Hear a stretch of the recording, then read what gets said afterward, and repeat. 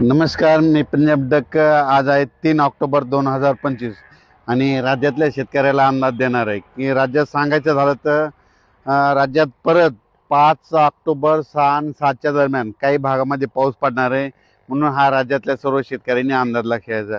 मग हा नेमका पाऊस कुठं पडणार आहे तर राज्यातल्या शेतकऱ्याला सांगू इच्छितो की हा पाऊस सांगायचं झालं तर पूर्व विदर्भाकडे पडणार आहे. पूर्व विदर्भाकडे कुठं तर तुम्हाला सांगू इच्छितो की पूर्व विदर्भाकडे वर्धा, नागपूर, भंडारा, गोंदिया, चंद्रपूर, यवतमाळ, हिंगोली, वाशिम, नांदेड, परभणी, त्याच्यानंतर बुलढाणा, अकोला, अमरावती, जळगाव, ह्या पट्ट्यामध्ये थोडा ह्या पट्ट्यात थोडा म्हणजे 5, 6, 7च्या दरम्यान पाऊस येणार आहे. म्हणून हा अंदाज लक्षात येतात. पण खूप काय असा मोठा पाऊस पडणार आहे म्हणून हा देखील अंदाज सर्व शेतकऱ्यांनी लक्षात येतात. फक्त पूर्व विदर्भामध्ये काय होणार आहे की वर्धा, नागपूर, भंडारा, गोंदिया, चंद्रपूर, यवतमाळ तिकडं मात्र थोडा जास्त प्रमाण असणार आहे म्हणून हे अंदाज लक्षात. पण उर्वरित राज्यात मात्र खूप काय असा मोठा पाऊस नाही.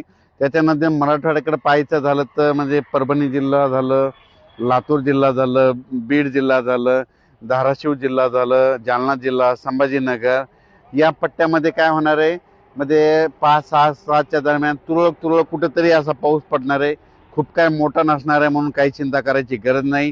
त्याच्यानंतर राज्यात पश्चिम महाराष्ट्र आणि उत्तर महाराष्ट्र म्हणजे अहिल्यानगरकडं, त्याच्यानंतर पश्चिम महाराष्ट्राकडे देखील आणि उत्तर महाराष्ट्राकडे 5, 6, 7च्या दरम्यान तुरळक ठिकाणी काही भागातच पाऊस पडणार आहे. सर्वदूर काही पडणार नाही म्हणून खूप काही चिंता करायची काही गरज नाही.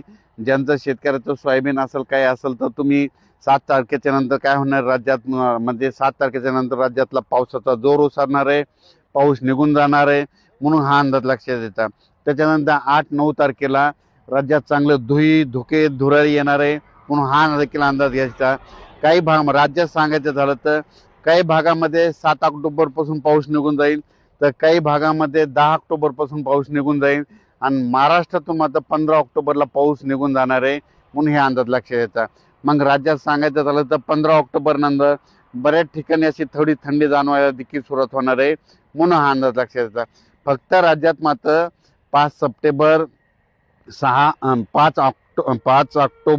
ऑक्टोबर आणि 7 ऑक्टोबरच्या दरम्यान विखुरलेला स्वरूपाचा पाऊस पडणार आहे म्हणून हा अंदाज लक्षात येतात.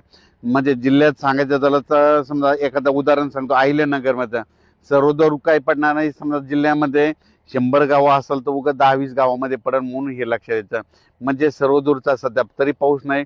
फक्त पूर्व विदर्भामध्येच काय होणार आहे, वर्धा जिल्हा, नागपूर जिल्हा, भंडारा, गोंदिया, चंद्रपूर, यवतमाळ ह्या पट्ट्यात थोडा जास्त प्रमाण जोर असणार आहे म्हणून हा अंदाज लक्षात येतात. सांगायचं झालं शेतकऱ्यासाठी आनंदाची बातमी, 8 ऑक्टोबर पासून राज्यातला पाऊस निघून जायच्या तयारी करणार आहे. पावसाचा जोर कमी होणार आहे, पाऊस जाण्यास तयार होणार आहे, वरून राजा निरोप घेणार आहे म्हणून हा अंदाज लक्षात येतात.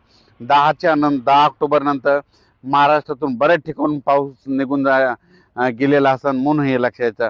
आणि 15 ऑक्टोबर नंतर मात्र महाराष्ट्रातून पाऊस निघून जाणार आहे म्हणून हा अंदाज लक्षात यायचा. अचानक वातावरणात बदल झाला तर लगेच एक मेसेज दिला जाईल. धन्यवाद. आता हे पाऊस निघून गेल्याच्या नंतर ज्यांचं शेत सोयाबीन काढलेले असेल तर तुम्ही काय करायला पाहिजे, पेरणी करायची असेल तर पेरणी करू शकता. आता काय करायचं, कारण की आता खूप काय मोठा पाऊस पडणार नाही म्हणून माझी सर्व शेतकऱ्याला विनंती आहे, जसं तुम्ही सोयाबीन काढताना तुम्ही पेरायला हरकत नाही. राज्यात आता खूप काय आता मोठा पाऊस येणार नाही त्याच्यामुळे काही चिंता करायची गरज नाही. नसा उशीर करतात तर परत काय होतं, शेत हरकत येत परत उगवत नाही म्हणून हे देखील सर्व शेतकऱ्यांनी लक्षात घ्यायचं. आपण आपलं नियोजन करायचं, पेरणीची तयारी ठेवायच्या. धन्यवाद.